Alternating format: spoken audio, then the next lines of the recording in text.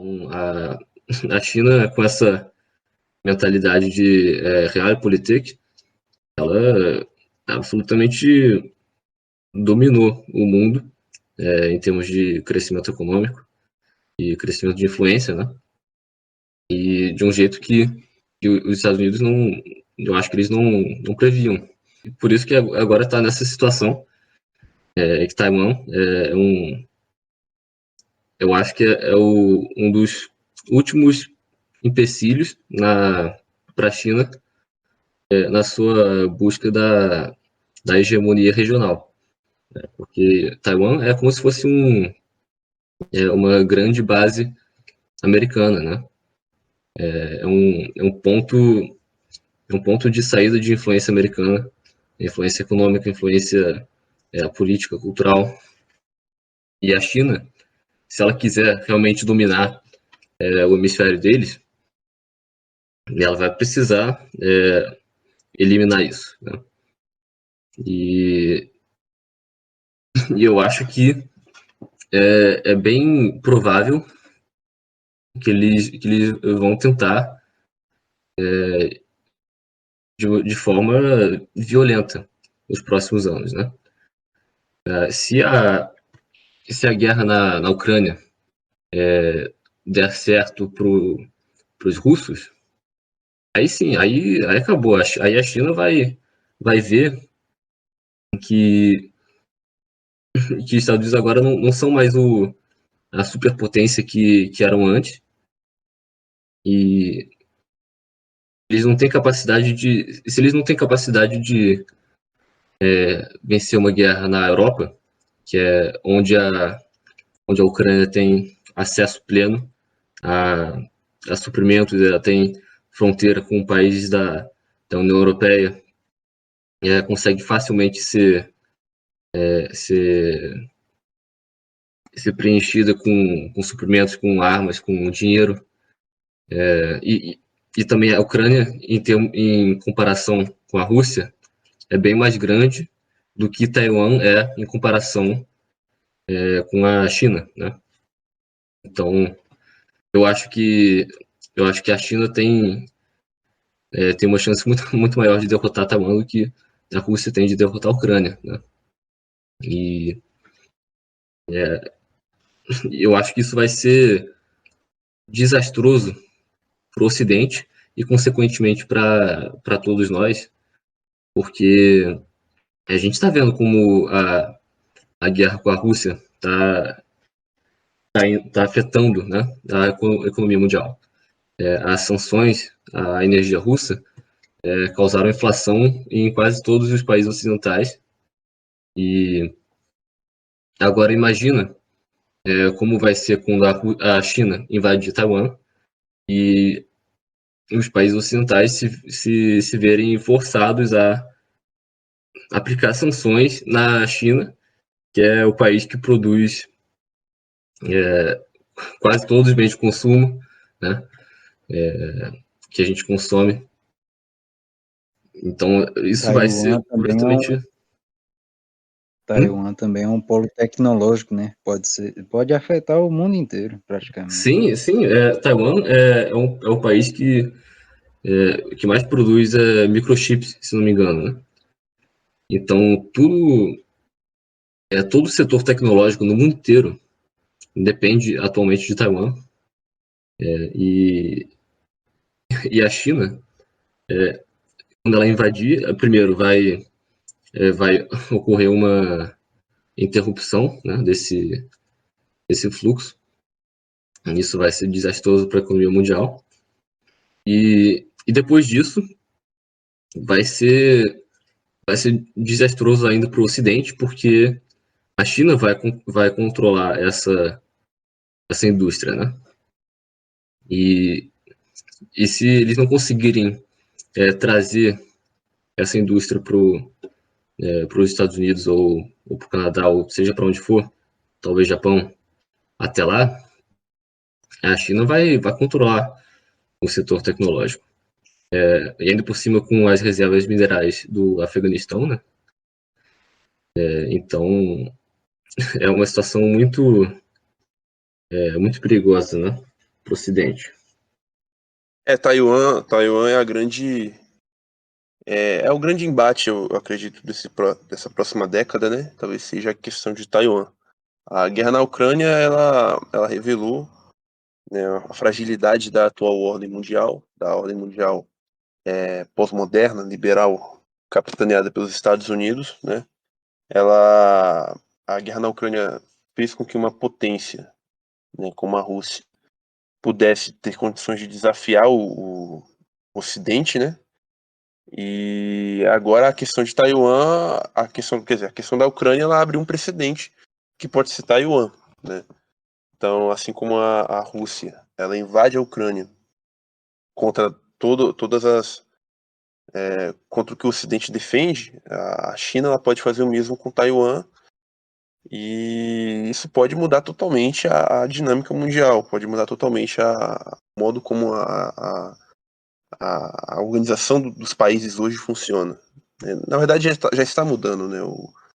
O Ocidente ele já perdeu boa parte da sua influência hoje no mundo. Você vê que o mundo hoje caminha de forma cada vez mais independente. Você vê que nações hoje como Turquia, como Irã, como até mesmo nações da América Latina como o México, o próprio Brasil em certo sentido, são países que já não são totalmente alinhados, ao Ocidente. Alguns como o Irã não tem um mínimo de relacionamento, né? E o que se vê hoje é a configuração de uma nova ordem mundial, né? A questão de Taiwan vai definir isso muito bem. A questão da guerra na Ucrânia já está definindo isso. Mas Absolutamente. uma eventual guerra no Estreito, uma eventual invasão chinesa, né, vai mudar radicalmente a forma como as nações se relacionam. Isso vai enfraquecer o Ocidente ainda mais. O Ocidente já vive uma decadência, né, uma crise, porque o mundo já não acredita mais no ideário ocidental, no modelo ocidental de sociedade. Os países do terceiro mundo já não enxergam como um ideal, um futuro, né? E o próprio Ocidente enfrenta uma crise interna. A população dos países ocidentais, elas estão começando a questionar, a se revoltar, de certo sentido, contra o establishment, contra a ordem imposta, né? O cenário mais célebre disso são os Estados Unidos, sem dúvida nenhuma. Os Estados Unidos que enfrentam uma polarização política enorme, uma crise social muito grande, onde boa parte da população acredita que vive uma guerra civil, uma revolução, né? E essa fraqueza do Ocidente se reflete como Rússia, como China, como Irã, como a Venezuela, como a própria Turquia, como a Arábia Saudita caminham, como elas decidem agora o que elas vão fazer, né? Então, é um cenário muito, muito delicado e é algo que vai decidir bastante o século XXI. A gente entra no século XXI com o projeto para o novo século americano, né, que era o projeto dos neoconservadores, com toda aquela euforia do neoliberalismo da década de 90, e os Estados Unidos como uma grande referência mundial, como uma grande potência, né? E a gente chega em 2022 sem certeza mais de nada, né? Sem certeza de se os Estados Unidos irão continuar sendo a grande potência, o Ocidente continuará sendo a grande referência internacional, ou se nações como Rússia, China, Irã, o próprio Brasil vão, de certa forma, colocar um empecilho, né, ao projeto ocidental, né? E a questão de Taiwan, ela tá bastante, ela decide bastante esse futuro. A incerteza é a única certeza, né? E Sim. eu acho que agora a gente está numa fase em que é semelhante ao que a gente chama de uma armadilha de Tucídides, né? Que esse era um pensador grego que imaginava, se você pensar num gráfico, se você imaginar uma linha que representa o poder, a influência de um determinado estado, comparado com a influência e o poder de um outro estado, né? Se você tem uma potência que está no topo, mas está estagnada, como por exemplo os Estados Unidos, agora você traça, então, uma linha de uma nova potência que está surgindo, e ela está crescendo e está prestes a ultrapassar essa potência estagnada, né? E o momento em que essas duas linhas se cruzam é o momento em que, segundo Tucídides, em que pode ocorrer um conflito entre essas duas nações, porque a potência que está no topo, no momento, não vai querer ser ultrapassada, né? É o que aconteceu na Primeira Guerra Mundial, que a Alemanha ressurgente ia ultrapassar o Reino Unido e a França, eles não podiam permitir isso. É o que aconteceu. Alguns podem dizer que a Segunda Guerra Mundial também foi isso, porque foi, de certa forma, uma continuação da Primeira Guerra Mundial. As guerras napoleônicas também. O Napoleão chegou no ponto que a França napoleônica estava prestes a ultrapassar o poder de todos os outros poderes europeus somados, né? Até na antiguidade também, né? As guerras púnicas entre Roma e Cartago, né? Cartago não permitindo uma nova potência que dominasse o Mediterrâneo, que era a República Romana, né? Sim, esse conceito foi inicialmente usado para ilustrar o conflito entre Atenas e Esparta, né? Para você ter uma ideia. Isso, é que eu ia falar da Guerra do Peloponeso, no caso, né? Exatamente, né? E então eu acho que o momento que a gente vive é exatamente esse, de uma América estagnante, talvez até que vai decair no futuro, vai ter instabilidade interna, e você tem a China que está crescendo, que está se expandindo, e ela vai ultrapassar em breve os Estados Unidos, né? Em vários aspectos. De fato, como já ultrapassou em alguns aspectos. Os Estados Unidos, por exemplo, há 40 anos que o salário médio norte-americano não cresce de forma real. O salário ele acompanha apenas a inflação, né?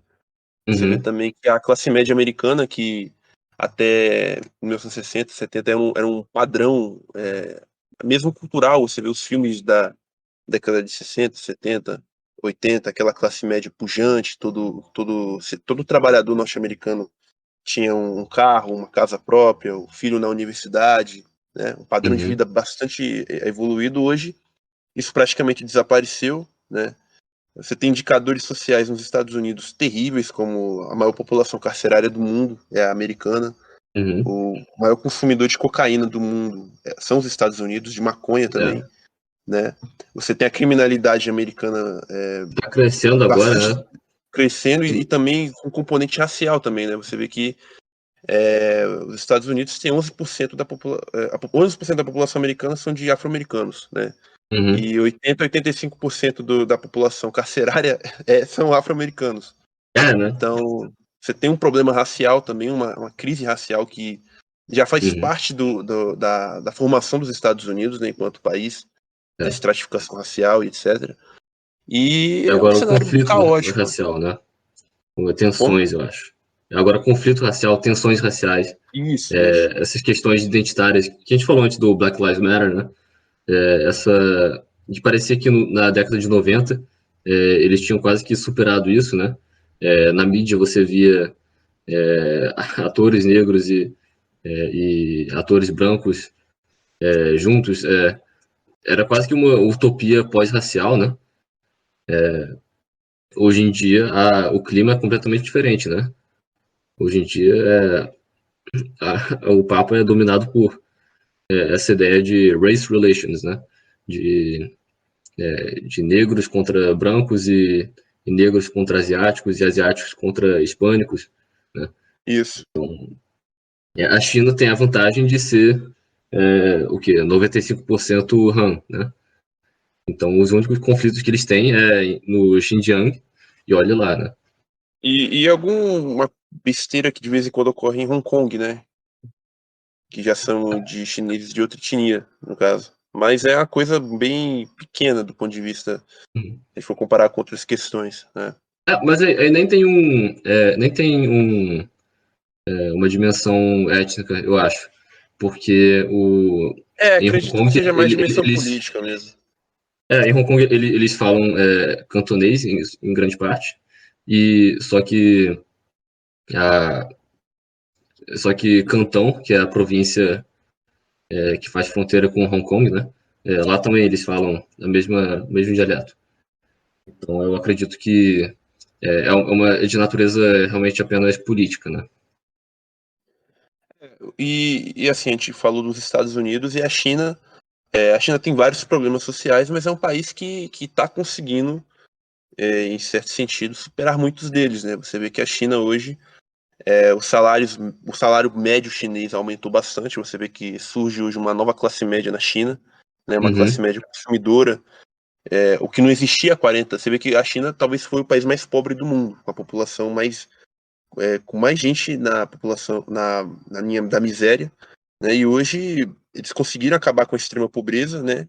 Ainda existe muita pobreza, mas a extrema pobreza, a miséria extrema, ela foi relativamente superada, né? Você tem um aumento do padrão de vida e você tem também uma economia que não dá sinais, dá alguns sinais, mas que se consolidou como uma economia produtiva, uma economia competitiva, né, capaz de superar qualquer outro país, inclusive os Estados Unidos, né? Ou seja, é uma nação que está em ascensão. Queira a gente ou não, é uma nação que é, está em ascensão econômica, enquanto que a uhum, superpotência dominante dá sinais de decadência, né? sim. Mas, por outro lado, Nesse ponto eu tenho que discordar. pois é, né? A China tem essas vantagens, tem esse histórico positivo das últimas 2 décadas, mas, mas a gente sabe que a China também tem graves problemas, né, pela frente. Não só Taiwan, mas problemas internos, certo? Um deles Sim, talvez seja a questão da, da questão do campo e da cidade, né? Por exemplo, ainda há uma população muito grande na China que mora no campo, né? E a China tem um problema também nessa questão, que é um problema cultural também, né? Os camponeses chineses, eles têm uma formação espiritual, cultural, diferente dos chineses da cidade, né? E, tipo, esse êxodo rural, ele causa, de certo, alguns problemas sociais dentro da China. tem a É, crise etária é, chinesa. eu acho que a crise etária vai ser um dos maiores problemas da China, se não o maior, né? As projeções todas indicam que em algumas décadas a população chinesa vai começar a cair. E enquanto a Índia, por exemplo, continua crescendo sem parar. E, e a China, né, por causa da política do filho único, que agora eles aboliram, mas, mas eles ainda vão sentir os efeitos disso por muito tempo. Assim como o A Brasil também, no futuro, a gente discutiu isso no outro podcast, né? Vai também sentir bastante a questão demográfica, né? Que a população brasileira, ela também, daqui a alguns anos, ela vai começar a envelhecer mais, né? E a população jovem vai diminuir e a capacidade produtiva do país, consequentemente, também vai diminuir bastante. Uhum. Mas o problema da China é maior ainda, né? Porque foi, foi a medida do filho único era uma coisa muito mais radical do que apenas uma queda orgânica de natalidade, né? Mesmo E, se eles tentarem reverter essa situação da política do filho único, não, não haverá muitos casais, porque a maioria dos chineses são homens. E as mulheres Claro, visam os homens mais bem-sucedidos da China. Uhum. De fato, a China, por causa da questão é, da, do aborto seletivo, né?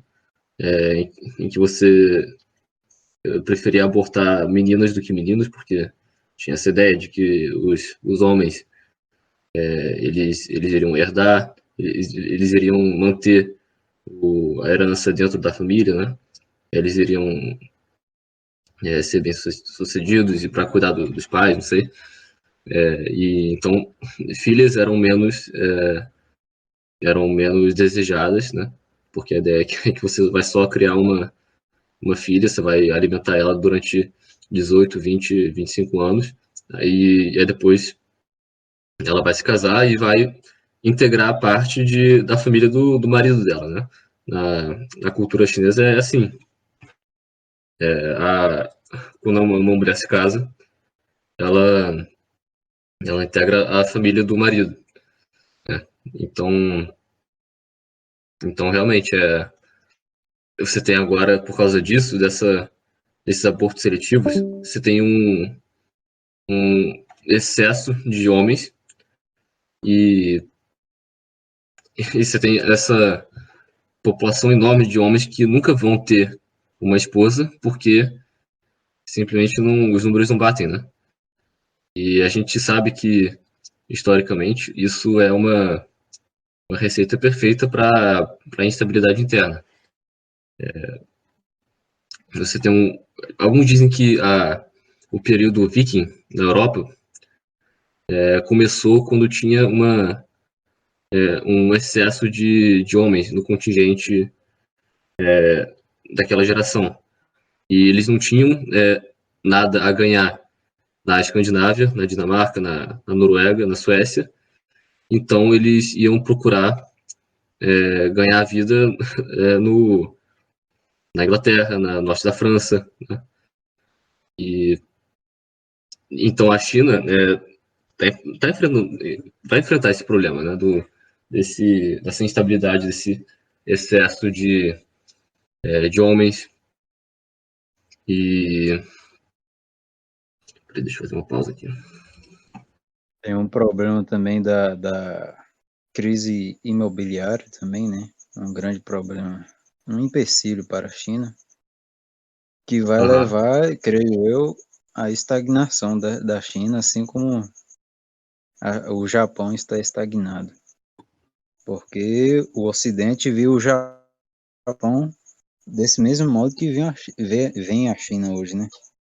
Vem como o grande dragão do Oriente, que vai ultrapassar os Estados Unidos.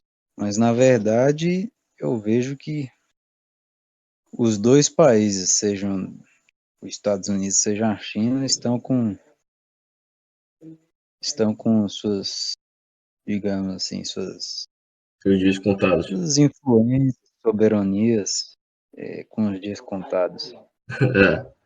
Essa questão imobiliária, né, é um perigo enorme, porque a China tem.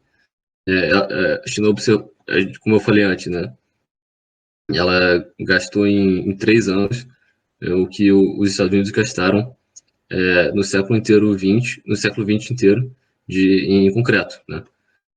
Então eles viam que a economia estava explodindo e eles aproveitaram e foram construindo massivamente cidades inteiras novas, né? Você tem agora cidades fantasma na China porque eles previam que eles, eles previam que o êxodo rural ia continuar, então eles queriam se preparar para isso e ter moradia para toda essa população. Só que o que acontece se eles superestimam a população que está vindo do campo, né? De repente você tem essas cidades inteiras que estão vazias, ninguém está comprando ou alugando apartamento lá, e alguém vai ter que pagar esse pato, né? E a gente está esperando para ver se em algum momento essa bolha vai estourar. E quando estourar vai ser desastroso, né? Eu acho que a China tem a capacidade de superar isso, uma crise assim, porque o governo chinês, eles têm poder praticamente total, né, sobre a sociedade.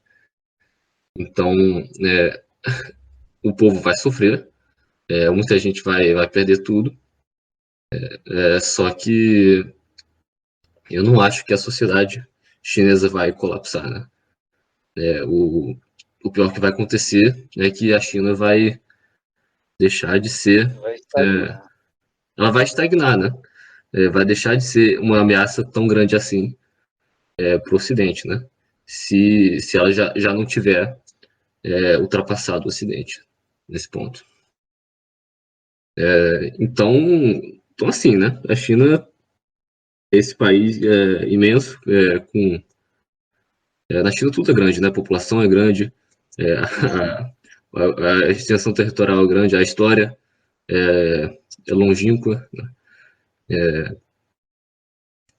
E a China é um país que eu acho que todo mundo devia estar olhando bem de perto, porque vai ser um país, uma nação, uma civilização importantíssima no próximo ano, na próxima década e eu acho no próximo século. Né?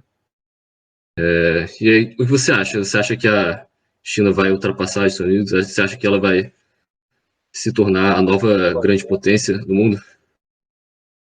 Eu acho que, como você disse uma vez, a China não vai ultrapassar os Estados Unidos. Os Estados Unidos vai decair para baixo da China, porque a China vai estagnar. É bem possível isso também, né? Que a China só não vai crescer, né? Só vai vencer quase que por acidente, né? Porque os Estados Unidos Sim, vai sim. colapsar antes, né? Então, isso é possível também. Eu, pessoalmente, eu acho que a China não vai chegar a se tornar uma potência, uma superpotência global, que nem os Estados Unidos são, por causa desse histórico que eles têm de, de não ter interesse em se expandir, em criar impérios. Acho que a No China campo vai. biológico, Eu acho que a China vai se tornar uma, uma potência regional inquestionável. Eu acho que eles vão absolutamente né? dominar esse lado do continente eurasiano. E eles vão ser muito influentes no mundo, mas eu não acho que eles vão ser uma potência que nem os Estados Unidos hoje são, né? De mandar e desmandar do mundo inteiro. E também porque eles não têm esse soft power, né? Eles não têm o que os Estados Unidos têm que é a influência cultural, né? Eles não têm É verdade. eles não são bem vistos que nem os Estados Unidos são, né? Então eles têm esse problema de relações públicas, né? Então acho que a China não, ela vai, acho que talvez vai ultrapassar militarmente, economicamente, mas ela não vai se tornar eles não vão se tornar os reis do mundo, né? Eu acho que eles vão integrar parte de uma constelação multipolar de Exatamente. países do mundo, né? Eles vão ser talvez os líderes ou um líder de um bloco integrando Rússia, China, Irã, Índia, Arábia Saudita, Brasil. Turquia, Brasil, talvez a Etiópia, por exemplo, Egito, mas eu acho que eles não vão ser os manda-chuvas, assim, né? Sim, sim. Mas a gente vai ficar de olho nisso, esperar para ver se eles vão invadir Taiwan e vamos ver o que Bem improvável, você acha? Sim, sim. Eu acho que se eles não invadirem, eu acho que eles vão forçar Taiwan, de um jeito ou de outro, a, a se reunificarem com a China de uma forma pacífica. Talvez alguma coisa na espécie do um país, dois sistemas, né? Mesmo esquema de Hong Kong e Macau. Eu acho que essa seria, eu acho, a melhor solução, porque você vai evitar um conflito violento e sangrento que eu acho que a Certeza, China venceria, né? Mas sim, sim. custaria muito para ambos os lados. E com uma solução assim, você poderia manter um pouco de autonomia em Taiwan, um pouco de autogovernança, mas você acabaria também com essa tensão, né, que tem no Estreito hoje. Então, É como diz o grande sábio chinês, né? A suprema arte da guerra é vencer sem a lutar, né? batalha, vencer a guerra sem desembainhar a espada. Sun Tzu. É, exatamente, muito bem dito. E eu acho que com essa frase a gente pode terminar hoje esse capítulo do GN Podcast. Muito obrigado por assistirem, obrigado por acompanhar o canal. Se vocês gostaram, deixa o joinha, manda um comentário, se inscrevam e até a próxima. Boa noite, Até a senhores, e boa adeus. noite.